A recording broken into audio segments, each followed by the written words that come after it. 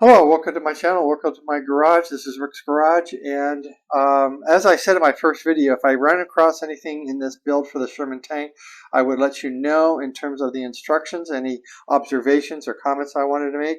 And I found one here on step number 4 I want to bring to your attention. This piece right here, I'm going to zoom in real tight there. Okay, this piece right here has a detail to it. Okay, and the detail is this right here, this line that goes over. You're not going to find it on the other side, but you're going to find it here. And this is important because when this goes on the tank, this is what you're going to see. Okay, the front of this. So you want to make sure that when you're assembling this and you put in this onto this piece right here, you want to make sure that these pieces or this detail is facing you. The other thing that you want to also be aware of is that this piece has two different types of designs. It has the solid piece, and then it has a cavity on the other side. So when you're putting this together, the instructions do indicate that it is a solid piece, but if you want, you can have it any way you want.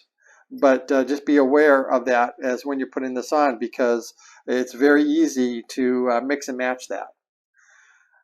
So the other thing that I also want to bring to your attention too is this is the spring, and you can see that there's these little details right here. This detail always points to this piece right here. Okay, so always make that, and that's going to be very important when you're putting it onto the tank, because you want to make sure that this is going in the right direction. All right. The other thing I want to bring to your attention too is number G, where it says do not glue. You are going to need to glue these parts together. That's this right here, and you can tell that when you're all done, if you build this right, you're going to get the suspension is going to move a little bit, and it does not require that these pieces are not glued in, so glue these in. Now this is just my opinion. This is not official for Takom. This is not official from Andy's Hobby headquarters. This is just my opinion. And in my opinion, based on what the end result should be, there's no need not to glue these. So it would make your life a lot easier if you did glue them in. Put it to you that way. Okay? All right, now let's go ahead and move on to the next step here, which is this one. And this is correct. These areas here, you do not want to glue this assembly. The only thing that you're going to do is glue these two pieces together to form this one bar. But you're not going to glue the ends, because you want that to be able to move. Okay? You want it to be able to move. So this is moving up here a little bit. So this is correct. You are going to glue these together, but you're not going to glue the ends, and you're not going to glue this assembly onto these two pieces. As you can see right here, they're not glued in, and that's actually what causes this thing to move back and forth. Okay? All right, now let's go ahead to the next page, and right over here on this section right here, it says do not glue. You do need to glue these. You do need to glue this piece onto here. I don't know why they're saying not to glue it, but this piece has to be glued in. Okay? And because that is this piece here, and that connects to this assembly here. It actually connects to this assembly, and it goes through this piece, these two pieces here, and then it caps off at this other end over here. So when you turn this, you're turning this piece right here, and that's what's causing everything to move. See that? So you do need to glue this piece into here, and this little cap glues on to the end of this piece right here. Okay? So I don't know why they have the no glue there, but you definitely need to glue that. So that's the only inconsistencies I found in the little details that I found in the instructions so far. I'm going to start to continue doing this build, and if I find something else that I think you need to be aware of, I'll let you know. Okay, I came up with another problem here on the build.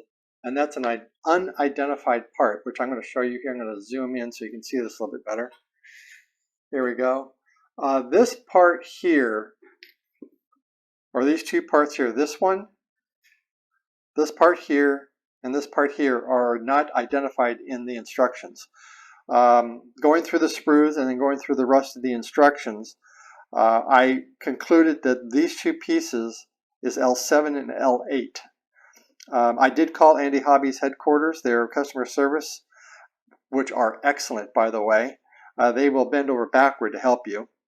They concluded and agreed with me that this does look like L7 and 8. When I found it on my sprue, it matched the piece and matched the shape here, so I went ahead and installed it. It's very simple and easy to install. But I wanted to point out to you that this is unidentified. Back over here, zoom out a little bit.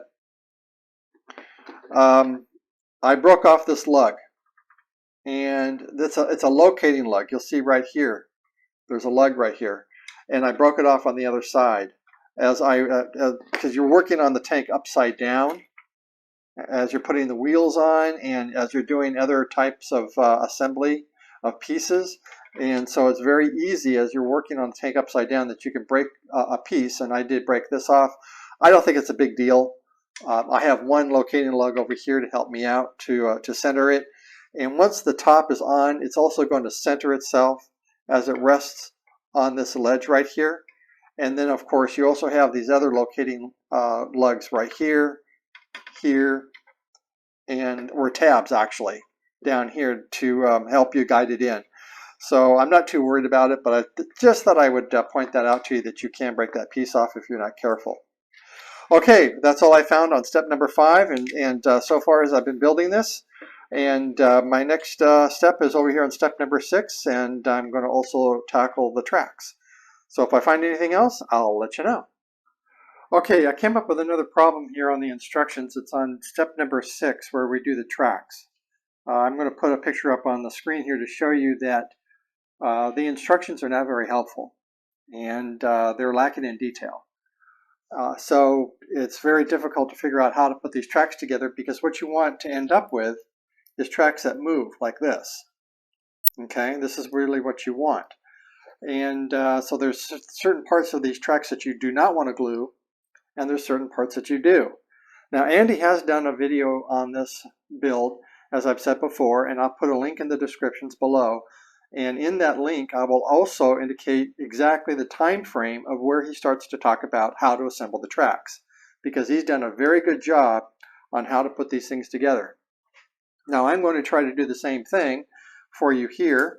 One thing I do want to point out, though, that there's about 4 or 5 sprues that these parts are on. The only sprues that you're going to need are the B sprues. The B sprues are the parts for the tracks, and there's a couple other additional parts down here, but the majority of this sprue, or the B sprue, is everything for the tracks. And you can identify your parts by the number callouts. Here's B1, and here's B2, and down here is B number 4. I can't remember what these called. I think these are called the guide horns or something. Anyway, let me show you how to put them together. There are only 3 parts that you need. This part here is B1. I'm going to zoom in a little bit more for you. This is B1, and that is B2, and this is your guide horn, B number 4. Okay, so you'll notice that on this part here, which is B1, it has a bar that runs through here, and then it's got these ridges right here, these indents, or ridges, or whatever you want to call them, right there. And that actually fits over the corresponding piece that's on here. So essentially, when you're putting these together, you're doing it like this. Okay? So that bar goes into those slots. So essentially, that's what I'm going to do here. I'm going to put the bar onto the slots, just like that. So if I were to lift this over, you'll see there's your bar, and here's your slots, and that goes just like that. Okay? So this is the bottom part of the track. And these guide horns here go in between the wheels. And then the other side, of course, that's the top part. Okay, so I'm going to put this here. Now the process that I'm using, oops, the other way around. Now the process that I'm doing here is just the way that I do it. Oops, the other way. Doesn't necessarily mean it's the way that you have to do it. Okay? Is that this works for me. All right, then I take another B1 and I slip it in just like that. So now I've got this configuration. Just like that. Okay? See how these things are very flimsy. So we'll do that again. There you go. All right, so now they're in. Okay, so now we glue our guide horn on. Move this up a little bit. And put just a little bit of glue here where the guide horn goes. And then put our guide horn in that slot. In that spot right there. And that is in. Okay? That's your guide horn. All right, now, normally I wait for the guide horn to thoroughly dry, but for the purpose of this video, I'm going to not do that. So I'm going to turn it over like this, and there's only a couple places where I'm going to put glue. I'm only going to put glue on this long channel right here, and some glue here on the edges. I am not, repeat, I am not going to put glue in this ridge right here, or the slots. I am not going to put glue in this area here, or down here, and no glue in this area. I'm only putting glue here and on the edges, here and here. That's the only place where I'm going to put glue. Glue right there, all the way along this edge. Okay, now that I got the glue on where I want it, let's kind of set it down there just a little bit. You see this a little outcropping right here, this little piece right here? That's going to fit in that little groove right here that matches that shape. So I'm going to put that right in like so. Push it down. You'll hear it click in, and you're done. And that's how you put the tracks together. And you have to do that 77 times.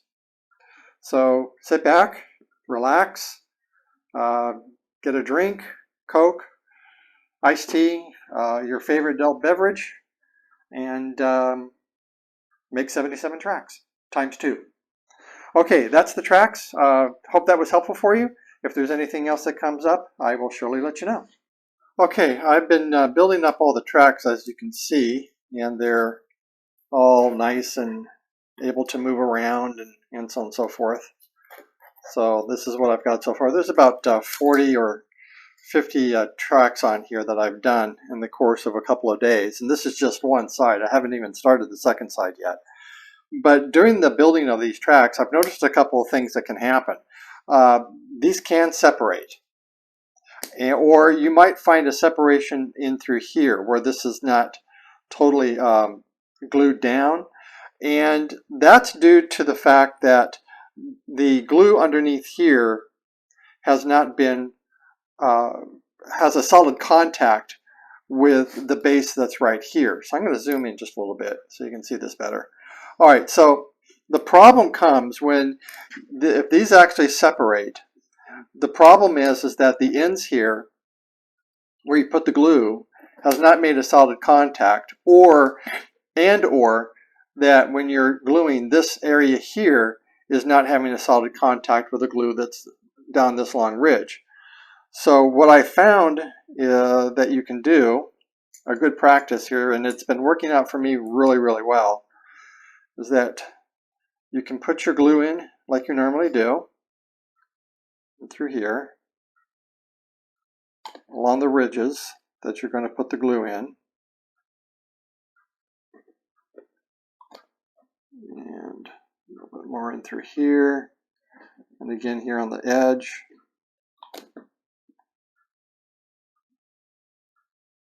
And then down here at the other end. And probably a little bit more down here in this ridge a little bit. All right, so what I do to make sure everything has a solid contact, the other way around, is I put this on like so, and then I hold it down for a couple of seconds. I hold it down here, and the pressure is on this long, wide piece as well as at the edge. And I do that for a few seconds, and that will then assure that there is no separation that's going to occur on the edges here, or it's not going to separate from here. So you want to let it completely dry, and once it's completely dried, like for example overnight, check to make sure that there's no separation. Just kind of move it around a little bit, see if you can't pull these things apart. If you can pull them apart, just re-glue the edges like I just showed you, the edges on here and here, and then glue that section down again, and you should be fine. And if you do that practice by holding it down like this for a few seconds, you're not going to have any problems in terms of separating tracks. Now, another thing that you might also come across is that you might find a little bit of residue, glue residue, in here. Okay? And that will cause the tracks not to bend. All you have to do is just bend it a little bit to break that bond. And your track should then be able to bend around and move. So those are just a couple of building tips I wanted to pass on. Something I discovered as I was building this. Those problems can happen, and hopefully those tips will help you out. So I'm going to continue building this and constructing the tracks, and if there's anything else that comes up, I'll let you know.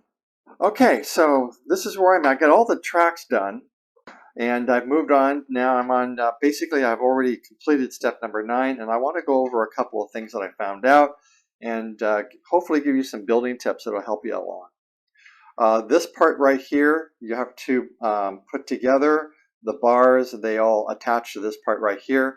The way I did this is that I took this part right here, this big long curvature part, and I glued that on first. And then I waited about a minute for the glue to kind of sort of dry, but I was still able to move it into position.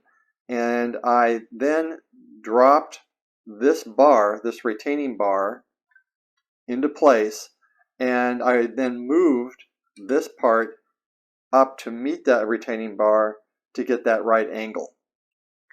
And I don't know if you can see it or not, but there is a kind of an indent. See if I can't see there. There's a little bit of an indent right here on this part here, and there's a locating lug on this bar. They're very, very tiny. They're very small, but if you align that lug into the indent or the recess of this part here, you'll get the right angle. And to give you an idea of how that is going to meet, there's the angle right there. Okay? And you have to do that 3 times. So hopefully that building tip will help you out when you put those parts together. The other thing that we do, and I'm going to zoom in just a little bit here, a little bit further, is this mirror.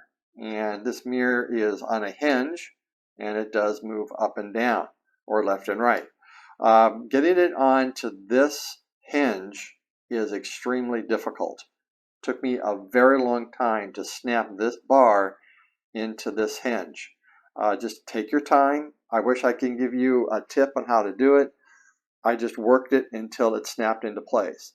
This actually took me probably about 5 or 10 minutes to do, but the other one on the other side took me less than a minute. So I don't know if I was lucky or it was just an easier piece to put in, but just take your time on it. You are going to feel that you're going to risk breaking this bar, and it is very possible that you can. Just be very careful as you're trying to snap it into there. But that's the best I can do for you. I mean, it's just a very difficult piece. The other thing that I've done, you'll notice on these vision ports, I have put some liquid mask on them, and I'm using this liquid mask. I'll zoom out. I got this from Amazon, and I'll put a link in the descriptions to where I got this on the Amazon site.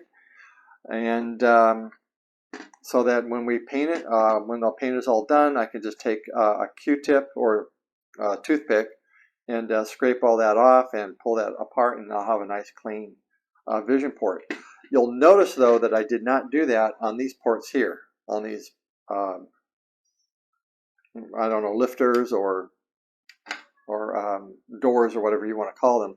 I did not put any of the clear parts in there. And the reason for that is because they lift up. I'll zoom in just a little bit.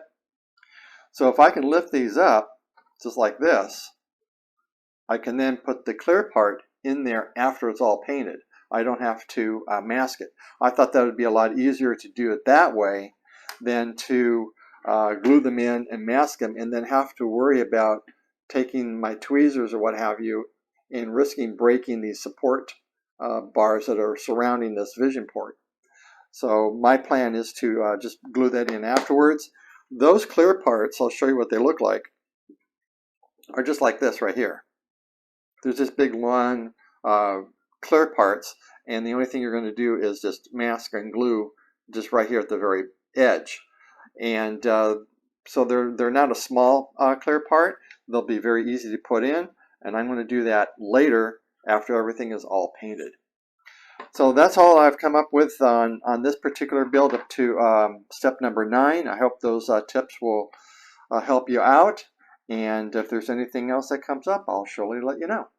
Okay, I want to pause on the build of the tank on step number 16, where we assemble these bars right here that are underneath this platform. So we're going to be talking about R34 and all these bars right in through here. Now, what I did was, this is a very fiddly piece to install. This was not very easy at all. It looks easy, but it really wasn't. So what you have to do is you have to make sure that both ends of the bars are attached to P25 and P24. And that secures these bars in place, and then you glue P25-24 onto R34, which is the platform. Not an easy thing to do. So what I did is that I took this part right here, which is P25, and I glued that onto R34 in the spot right here. Then I took this top bar right here, which is M18, and I glued it into where it needs to go right here. Okay, so there's little areas where these bars go into. Okay, and I put this one here at the very top. Now there is 3 short bars, which would be M18. So you have 3 M18s, and you have 1 P11. The P11 is a very long bar, and it runs all the way through here, and it protrudes out to this side. Now this long bar can go all the way through. You can push this from this part right here, which is P24. You can push that all the way through, which is what I did. I did not attach it to P25. I just let it hang there. So this part right here is not glued in, and this part is not yet really installed yet. So I took this bar right here, and I put it in and shoved it into right about this position right here. Then I took this bar and guided it into the hole up here at the top, and then I put the last 2 bars, which is M18, the last 2 M18 bars, I put them in the 2 holes right here and the 2 holes respectively here. And then once I got those in, I then held it in with my finger and then glued this P24 onto the platform. Okay, you cannot glue P24 and P25 onto the platform and still get these bars in. One of these pieces right here, the P25 or the P24, one of them has got to be not glued in yet. You can only glue in one. That's how I assembled it. I hope that makes sense. It's a very fiddly piece. I think once you get to this part of the build, you're going to find out exactly what I'm talking about and discover that this is a very difficult piece to put in. But that's how I did it. I hope that helps you out. I hope that made sense for you. Everything else went in just fine. You construct the platform just like that. And the way I put the platform on was I glued in this platform into the hinge areas where they needed to go. And put just a little bit of glue right in there, and I held it in place for a while until it kind of held its own weight. Then I assembled the support bars in the position that you see them in. I glued in the top one first, and then I guided the bottom hole down onto the lug on the platform, which adjusted the platform to the right angle that it needed to be, or the right height that it needed to be. And that's how I got that bar in. And I did the same thing on the other side. Okay, now once this is done, and you've got your top of your tank installed or attached, and I'm going to zoom out a little bit.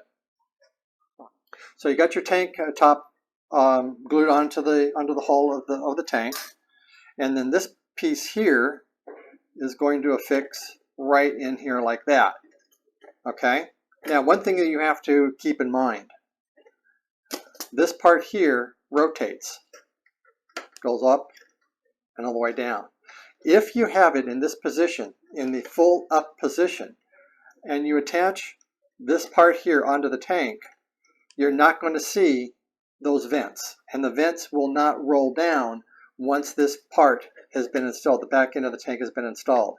If you want to see those vents, you need to roll this back like so, then put your back end on your tank, and then you'll be able to see your vents underneath. Okay, so I just wanted to point that out for you. You got to make up your mind. Do you want to see the vents underneath, or do you not want to see them? If you don't want to see them, then glue the end of the tank end, glue that in with the vents up. If you do want to see them, which I think it makes the tank a little bit more cool looking, put it just like that, and then you have your tank. I wish I could give you a side view. I'll put a picture up on the screen to show you the position that I'm going to have it in and how it looks with the vents down. But those are the comments that I have on this particular part of the build. This is again on page 13, starting with step number 16 and going all the way through to step 17 when you attach the top of the hull. Oh, one other thing I wanted to mention too. When you get to step 17, you're going to install the fenders, which are these things here at the front of the tank. I'm going to put some pictures up on the screen on how this all looks. But you'll notice on the first picture, there are two lugs right there at the very edge. And it looks like a kind of a formation indent where the fender is going to go. I also took the gear wheel off, the front gear wheel off, and that gave me a little bit easier access to this area. Okay, now the next picture that you're going to see is the fender installed. And you can see how that just molds right correctly into position. Okay, so glue that in the way that it looks there on the screen. And then on the next picture, you'll see the entire assembly. You'll see the support, the support for the fender there, which is in this particular case is R13, has been glued on to the front of the tank. And then the fender, which is Q number 2, fits right at the edge, on the top edge of R13. And that helps with the support of that fender, and that's exactly how that should look. So hope that helps you out, and I'm going to show you right here how it looks here on the tank. Give you a little bit more of a closer up view and more of a rotation of how that looks. Around this way, just like that. A little bit more of the underside with the front wheel on. Okay, so that's how those fenders go on. Very simple, really not difficult to do at all, but I just thought I would kind of review the process and how those fenders were put on. Okay, so that's it so far. I'm going to continue on with this build, and if there's anything else, I'll let you know. Okay, I'm going to pause on the build here. I'm on page 15, step number 19, and I want to point out a couple of things that I found out that I just want to pass on to you. Let's start with this assembly here, which is the dome assembly, and I'm going to zoom in just a little bit. The first thing they want you to do is to take this clear part and put it into the bottom of the dome, and then they want you to complete the assembly of the dome. Now, when you're done with the assembly, you'll notice that when it's on the tank, that clear part is completely hidden. You'll never see it. So the question is, why am I using a clear part that I'm never going to see? So if I were to do this again, I would not install the clear part. I would keep it for a future build in case I needed one, because I just don't see any need to put this clear part in. It doesn't do anything with the part or the assembly at all. The next thing that they want you to do is that they want you to take these two pieces right here and make one part out of it, which is the foundation for the dome. And when you do that, it makes a seam, of course, because you're putting two pieces together. And you can see the seam right there. It's not as prominent as it was because I used Tamiya gray putty to try to fill in that seam a little bit using a toothpick. But you can still see it a little bit. You can't sand it down and make it totally invisible because of those ridges. So I just thought I would show that to you. In my opinion, this should have been just one piece, one part. But that's just my opinion. Once this is all done, they want you to take this plastic part and put it onto that lug, and then they want you to lower the dome and glue this bottom part right here into that hole, and then put the dome on top of that lug right here, hiding this plastic part. And again, you'll notice that it is completely hidden from view. So the question on that is, why am I putting this plastic part here when it does nothing to assist in assembly or fixing this to the tank at all?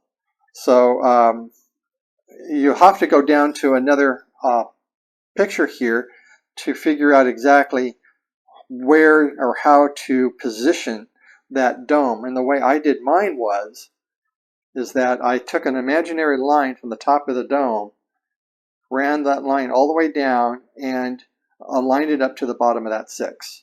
And that's how I positioned this dome onto the tank. Okay, the last thing I wanted to point out was this assembly right here. I'm going to zoom in just a little bit more so you can see that. Whoops. And this piece right here is extremely tiny. Yeah, I think it's a latch of some sort, so that when this piece folds down, it latches into this part here, securing whatever it is that you want to secure to the tank. When I tried to affix this piece onto that part, this pinged off my tweezers, and I'm never ever going to find it. Of course, I tried to do that when this part was already glued onto the tank. If I were to do it again, I would try to use my fingers to try to glue this onto this part right here, but it's so tiny that may not even be successful. I really think you're going to need your tweezers, and it's going to probably ping off your tweezers. So I checked Andy's video, and I noticed that he did not install it on his, so maybe it pinged off his tweezers, or maybe he just missed it. I'm going to think that it pinged off of his because he's a far better builder than I am, and if it happened to him, it makes me feel good that it also happened to me because he's better at building these things than I am. So it kind of like makes me feel better to think that it pinged off of his tweezers as well. But anyway, those are the things I just wanted to point out on page 15, step 19. Give you a little bit of heads up on that, and if there's anything else that comes up, I'll let you know. Okay, I'm going to pause on the build here at step number 21, where they want you to assemble this, looks like a gun part here, and run into a problem with these two parts right here. They want you to fit one of these down here on the barrel, which this one does, and because I've already fixed it.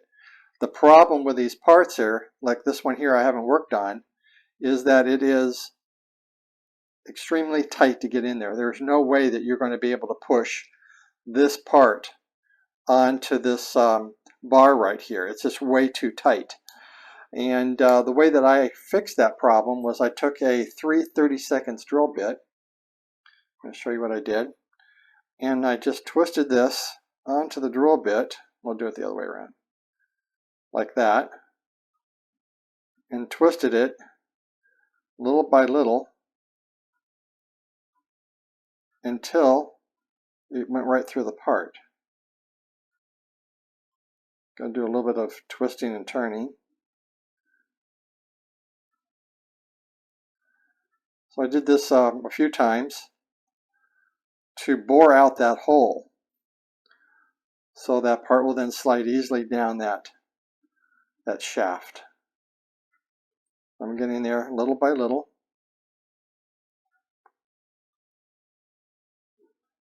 Still working on it.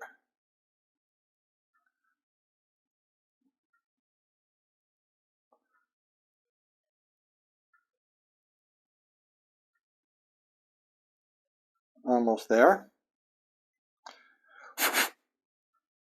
Blow away some of the debris. And it's now all the way through that part. So now, if I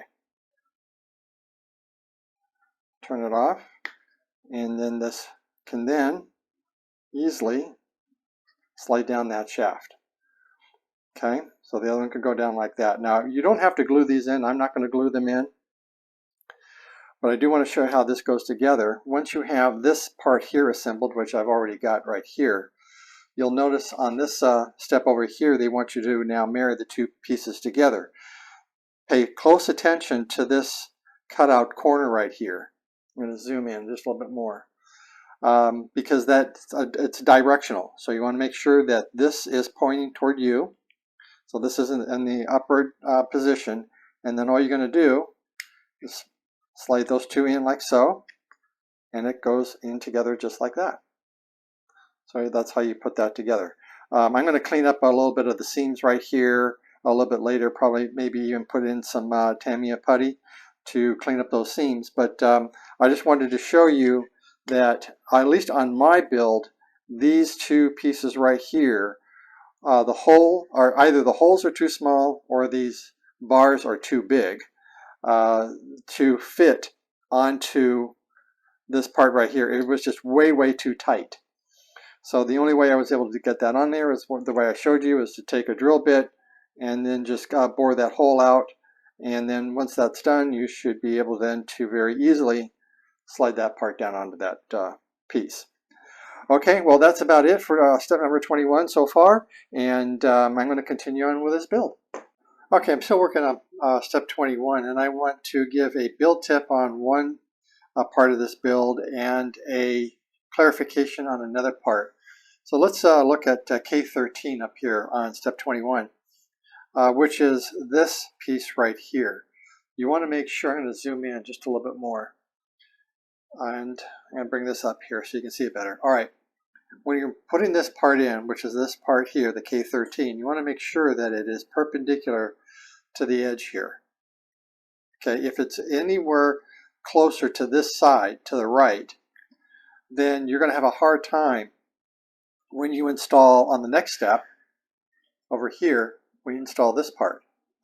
Because as you can see, when it moves together, it barely misses this part right here. So if this part's too far over, you're never going to get this part on, and it's going to get in the way. So you want to make sure that it is perpendicular, it's straight up. Okay, so that's one. The other thing I want to point out is a little bit of a confusion. I had a hard time understanding exactly how this part was going to be attached, and I couldn't understand anything at all in this diagram. I couldn't understand how am I going to attach this piece here to this assembly, until I then looked over here to this picture. And this picture is what we basically have right here. We have this assembly here. Bring it up this way. Here we go. So I zoom out just a little bit so you can see the whole thing. All right, so you have this assembly, which is what we're looking at. You have this part here, and then you have this part, which is this part and this part. To attach this part, turn your assembly to this configuration, and this glues right onto the shelf here, onto the edge of this shelf right there. So that's what this is really saying, but it's very unclear. I don't know why they just didn't have this picture here with this part detached with an arrow pointing to this shelf area. It would have been made things a lot clearer, a lot easier. And I was scratching my head how to attach this part. Until then, I looked forward in the instructions and saw this configuration. This is how this piece is actually attached to the assembly. So I just wanted to point those two things out to you. Hope that it will be useful if you're building this, and I'm going to continue on with the build. Okay, so I have assembled all the way up to step number 24. As you can see here, I've got, of course, all the details on top of the turret. And if we turn this over very gently, being very careful not to break anything on the top, this does move, and we've got that installed. If I were to do this kit again, I would do this differently, and I'm going to recommend the same to you as well. If you were to go back here a couple of pages in the instruction manual, here on page 14, once you've got all this done, I would skip page 15, steps 19 and 20. I would then pick up on starting on step 21, which is the assembly of the gun, and I would continue on until I got the gun assembly installed here in step 23 underneath the turret. And the reason why I say that is because you're going to be turning this upside down, and then you're going to be holding it, or you can have a tendency to lay it down, and that's going to break some of these parts off, and you don't want to do that. So if it was me doing this kit again, I would put all this detail work on the turret after I've got the gun assembly installed. Okay, that way you're not going to break anything on the top up here. The other thing too is that underneath, not only do you have to do the gun assembly, but you also have a couple of other parts that you need to install, which is these clear parts here, and also this one little tiny plastic piece that goes down in there. For some reason we have to install that. Don't know what it's for and what it does, but the instructions do call for that. So that's the reason why I would skip that, is to not risk breaking these parts off, particularly this antenna. It's fragile, and also too, whatever this piece is for, I think it might be a gun mount or something. Looks like a radar to me, but this piece right there, and also too, this piece right here can break. You've got these bars right here that go across the vision port. Those are also fragile. So this whole top really has a lot of fragile pieces to it. So that's why I would recommend that. The other thing that I found, which is common in this instructions, is that the drawings of the pieces are not totally accurate. For example, this part right here has a long arm that's attached to it, and you don't see that. And it makes it very difficult to figure out how are you going to get this part, and how does it mount really to the gun. It took a little bit of trying to move the part around on the gun, try to figure out how to get this on. And there is, on this long arm, there is a lug that goes into a hole on the other side of the gun that's going to go into right underneath this piece right here. But that took a lot of trying to figure out exactly how this piece was going to go. It took a little bit of time. And also too, the drawing is not a true representation of what this piece looks like.